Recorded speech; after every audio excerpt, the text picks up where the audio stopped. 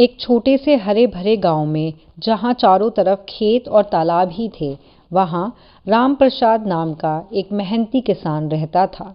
उसकी जिंदगी साधारण थी, लेकिन उसका काम और मेहनत उसे संतुष्टि देती थी।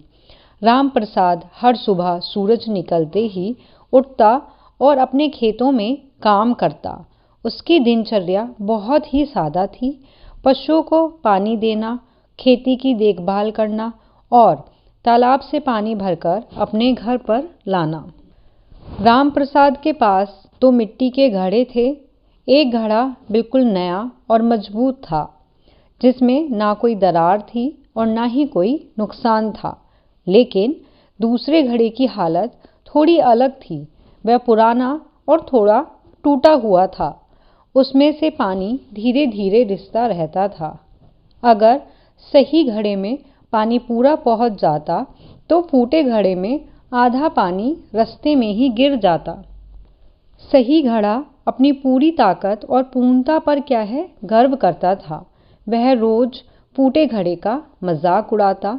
वह सोचता, देखो मैं कितना परफेक्ट हूँ, मेरी वजह से किसान का काम आसान हो जाता है। लेकिन यह फूटा घड़ा कितना बेकार है, हमेशा पानी बर्बाद करता रहता है। वही फूटा घड़ा अपने आप को कोसने लग जाता। वह दुखी रहता कि उसकी वजह से किसान की मेहनत व्यर्थ जाती है। वह सोचता, काश मैं भी परफेक्ट होता, मेरी वजह से किसान का आधा पानी बर्बाद होता है।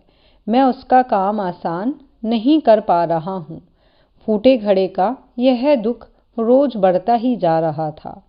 वह खुद को बेकार समझता और सही घड़े की तुलना में खुद को छोटा महसूस करने लगा था।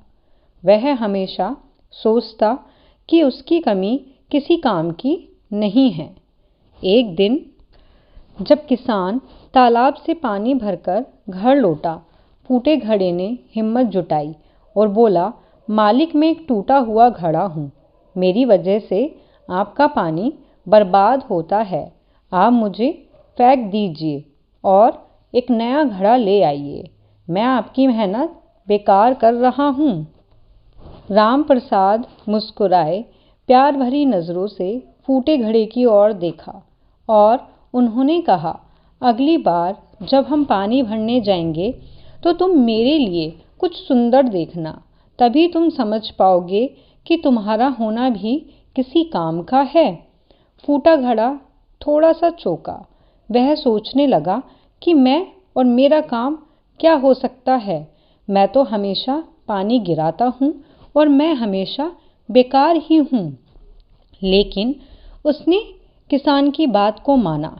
अगले दिन सुबह राम प्रसाद दोनों घड़े फिर तालाब के किनारे निकल पड़े। रास्ता बहुत लंबा था, उसमें कई मोड़ आए। फूटे घड़े ने रास्ते में ध्यान देना शुरू किया। उसने देखा कि रास्ते के किनारे छोटे छोटे बीज पड़े हैं, कुछ पौधे उभरे हुए हैं, कुछ जगहों पर फूल खिलते हैं। फूटे घड़े ने सोचा, शायद यही वह सुंदर चीज है जिससे मुझे देखना चाहिए। उसने अपने रास्ते में हर छोटी चीज पर ध्यान देना शुरू किया। उसने देखा पक्षी छोटे छोटे फूलों पर बैठे हैं, कीड़े पौधों पर घूमते हैं और हल्की हवा से पत्ते की सरसराहट होती है। धीरे धीरे फूटे घड़े का मन प्रसन्न हुआ। उसने एहसास हुआ कि रास्ता कितना सुंदर है। लेकिन जैसे ही वह घर के पास पहुंचा, उसने देखा कि आधा पानी फिर गायब हो गया है। वह उदास हो गया और बोला, फिर से मेरी वजह से आधा पानी चला गया है, मैं सच में ही बेकार हूँ। लेकिन राम प्रसाद फिर मुस्कुराए और बोले, तुमने रास्ते में फूल देखे, लेकिन क्या तुमने गौर किया कि ये फूल सिर्फ रास्ते के किनारे के ही क्यों खिले हुए हैं? मैंने तुम्हारे रास्ते में बीज बोए थे। तुम्हारे रिसे हुए पानी ने उन बीजों को खींचा और आज ये फूल खिले हैं। अगर तुम नहीं होते तो ये फूल कभी नहीं खुलते। फूटे घड़ा चौंक गया। उसके मन में खुशी जागी। वह समझ गया कि उसकी कमी किसी काम की भी थी। उसकी कमजोरी ने किसी के लिए खूबसूरत चीजों का निर्माण किया। वह उदास नहीं बल्कि अपने आप पर गर्व करने लगा। समय बीतता गया। फूटे घड़े ने हर दिन अपने रास्ते पर ध्यान देना शुरू किया। उसने देखा कि उसकी कमी ही कहीं जगह पर जीवन का संचार कर रही है। बीज सींच रहे हैं, पौधे उभर रहे हैं और फूल खिले हैं। उसने समझ लिया कि हर किसी की कमी उसका कमजोर पहलू नहीं होती, बल्कि उसकी ताकत भी बन सकती है। गांव के लोग इस कहानी से बहुत प्रेरित हुए। उन्होंने देखा कि कैसे एक टूटा हुआ घड़ा भी उपयोगी साबित हो सकता है। बच्चे किसान और घड़े को देखकर सीखने लगे कि हर किसी की कमी भी किसी काम की हो सकती है। फूटे घड़े ने अपने आप को समझा। वह जान गया कि दुनिया में कोई भी इंसान परफेक्ट नहीं होता। हर किसी को कोई ना कोई कमी होती है, लेकिन वही कमी किसी और के लिए वरदान भी बन सकती है। राम प्रसाद खुश हुए।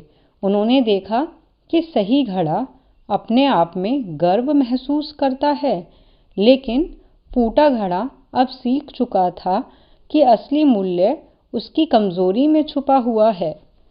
किसान ने फूटे घड़े को समझाया कि हर किसी की कमी का इस्तेमाल सही जगह पर किया जाए तो वही दुनिया में उपयोगी साबित हो सकता है।